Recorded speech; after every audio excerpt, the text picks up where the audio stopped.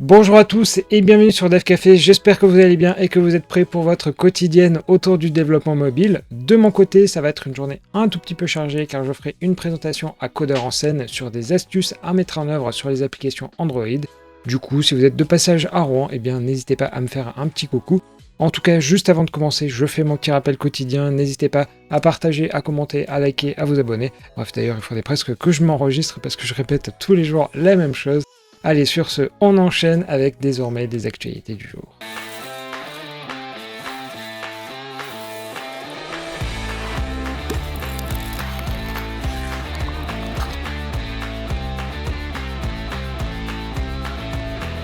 Pour commencer, on revient sur le Flutter Forward qui sera organisé le 25 janvier prochain et où la prochaine version de Flutter devrait normalement y être présentée. Et d'ailleurs, on en sait un tout petit peu plus sur l'événement puisque Tim Sneath, qui est en gros le monsieur Flutter de chez Google, nous indique dans une série de tweets qu'il y sera question des nouvelles capacités, de meilleures performances et d'une amélioration de la conception d'expérience entre terminaux. Bon, c'est un peu mystique quand même. Alors pour ce qui est du nom Flutter Forward, c'est pour expliquer quelle sera la feuille de route pour 2023, voire même plus, sachant que pour rappel, Dart 3 est aussi prévu pour l'année prochaine, avec notamment l'abandon de la rétrocompatibilité avec le null safety, et il termine en indiquant que Google est fier d'aller en Afrique pour montrer le potentiel de l'écosystème en investissant 1 milliard de dollars. Bref, j'ai pas de pipeau avec moi, mais bon, sur ce genre de déclaration, je pourrais, je pense, le sortir. Allez, du coup, avec ces quelques informations en main, n'hésitez surtout pas à mettre dans les commentaires ce que vous aimeriez voir dans les nouveautés de la prochaine version de Flutter. On reste sur Twitter avec une information assez intéressante si toutefois vous aviez envie de faire fuiter des informations sur votre boîte et que, en gros, on ne puisse pas remonter jusqu'à vous. Alors, en effet, Elon Musk a envoyé un email aux employés de Twitter il y a quelques jours pour justement leur envoyer la feuille de route des prochaines fonctionnalités. Et pour justement identifier les potentielles fuites, chaque email envoyé était unique. Alors pour ça, ils ont remplacé les espaces par des caractères spéciaux qui visuellement parlant sont identiques. Mais si toutefois les journalistes ont fait des copier-coller, et du coup ça a permis au management de Twitter de remonter jusqu'à l'auteur. Alors d'une certaine manière, on peut comprendre que les communications internes doivent rester confidentielles, mais je suis pas convaincu qu'avec un tel climat de terreur, ça apaise vraiment la situation avec les salariés. Et d'ailleurs, toujours chez Twitter, des employés qui se seraient plaints d'Elon Musk sur le Slack interne sont virés depuis. Belle ambiance. Sans vraiment de transition, Upright est une solution de back-end as a service qui est concurrente à Firebase ou encore AWS Amplify, mais qui est disponible en open source. Et hier, ils ont présenté la version 2.0 de la console d'administration. Et d'ailleurs, vous voyez défiler derrière moi la vidéo des nouveautés. Alors, il n'y a pas vraiment de changelog qui est proposé, si ce n'est, et je les cite, que cette expérience minimise les frictions et améliore la collaboration et met en avant la valeur la plus importante du produit, la simplicité. Voilà, là aussi, on est en plein bullshit. Alors plus concrètement, n'hésitez pas à tester la solution car elle marche pour le coup super bien, no bullshit.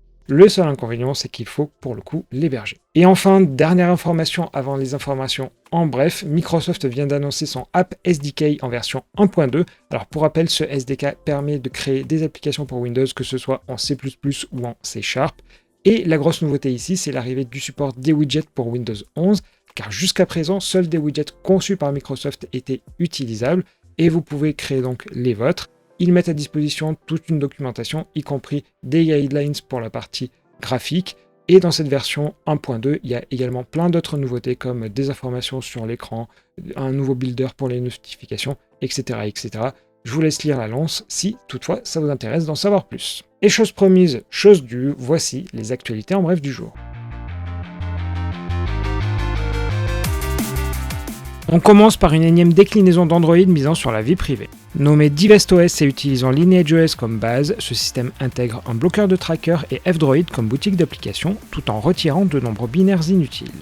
D'une certaine manière, Android est un peu en train de devenir un Linux avec une multitude de distributions venant ainsi découper la petite communauté en fragments. Mais c'est d'une certaine manière le dur équilibre entre choix et liberté. Sur un autre sujet, vous n'êtes pas les seuls à recevoir des appels publicitaires. Au Royaume-Uni, le régulateur des télécoms vient de renforcer les règles autour du blocage des appels de faux numéros qui doivent être faits directement par les opérateurs. Dans le Royaume, cela représenterait plus de 40 millions de SMS et appels l'an dernier. Meta vient d'annoncer la mise à disposition en open source de son outil de gestion de version baptisé Sapling. Compatible avec les projets Git, il se distingue par une meilleure gestion des gros repositories ou encore d'une syntaxe proche de Git. à voir toutefois si les fonctionnalités apportées valent une migration. On continue par une mort imminente, mais bon, je crois que la nouvelle ne devrait pas trop vous bouleverser puisque Windows 8.1 ne sera plus supporté à partir du 10 janvier prochain. Pour rappel, cette version venait essayer de corriger les multiples problèmes ergonomiques de Windows 8 qui étaient essentiellement pensés pour un usage sur tablette. Toujours chez Microsoft, si ce n'est pas la grosse ambiance dans les réunions Teams, les jeux du solitaire et du démineur sont désormais disponibles et vont pouvoir faire office d'icebreaker. Vous pourrez même y jouer jusqu'à 250 en parallèle. Et petite information pour terminer sur Windows Subsystem for Linux qui permet d'exécuter des binaires Linux de manière native sur Windows 10 et 11 et il vient de franchir la barre symbolique de la version 1.0. On reprend avec Kotlin dans la prochaine version, à savoir la 1.8.0 est disponible en version bêta. Honnêtement, les nouveautés ne sont pas très nombreuses. Toutefois, côté JVM, Java 19 est supporté. Sur la partie native, Xcode 14 l'est aussi, tout comme 3 annotations qui amélioreront la compatibilité avec Objective-C et Swift. Et il y a également des nouveautés sur la partie JS ou encore multiplateforme, mais rien comme par exemple des nouveautés au niveau du langage. Quoique si, certaines fonctions deviennent stables, et des nouvelles extensions et fonctions sont proposées de manière expérimentale. Donc pour résumer, à mon avis, sauf utilisation spécifique, vous pouvez attendre la version stable. On enchaîne avec Unreal Engine qui est un célèbre moteur de jeu qui est compatible avec à peu près toutes les consoles et PC de ce monde. Et dans une interview donnée au site The Verge, un représentant a indiqué que plus de la moitié des jeux annoncés pour PS5 et Xbox Series X et S utilisaient justement ce moteur. Et ça me permet de rebondir du coup sur le sondage du jour, car jusqu'à présent, on parle essentiellement ensemble de développement d'applications, mais peut-être que parmi vous, vous faites aussi des jeux, et ça m'intéresserait de le savoir pour justement, est-ce que éditorialement parlant, je dois parler un peu plus de jeux, ou alors pas du tout parce que ça vous intéresse pas. Du coup, rendez-vous dans la partie communauté pour y répondre, ou via le commentaire épinglé comme d'habitude. Et enfin, pour clore ce Dev Café, une nouveauté concerne le Google Play et a été indiquée dans le changelog des Play Services. Alors de ce qu'on en lit, si une application crash sur un téléphone et qu'une mise à jour est disponible, les utilisateurs seront incités à télécharger la mise à jour depuis le Google Play. Et d'ailleurs, ça fait partie du changelog de la version déployée depuis le 15 novembre.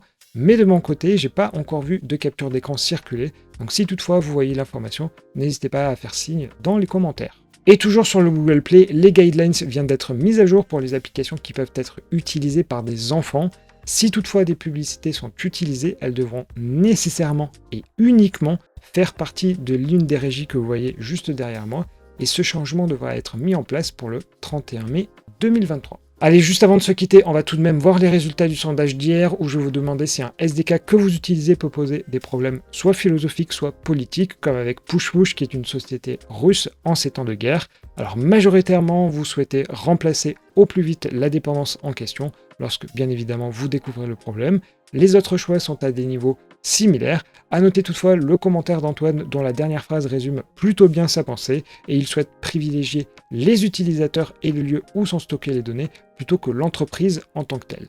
Alors merci à lui d'avoir commenté et n'hésitez pas à faire pareil si sur ce sondage ou d'ailleurs sur celui d'aujourd'hui d'ailleurs. Et voilà, il est temps de se quitter et on va refermer le Dev Café pour aujourd'hui. J'espère en tout cas qu'il vous aura plu comme d'habitude. Si vous êtes de passage à Rouen, n'hésitez pas à faire un petit coucou, sinon je vous donne rendez-vous demain, même heure et même endroit pour le dernier épisode avant le week-end. Allez, on y est presque.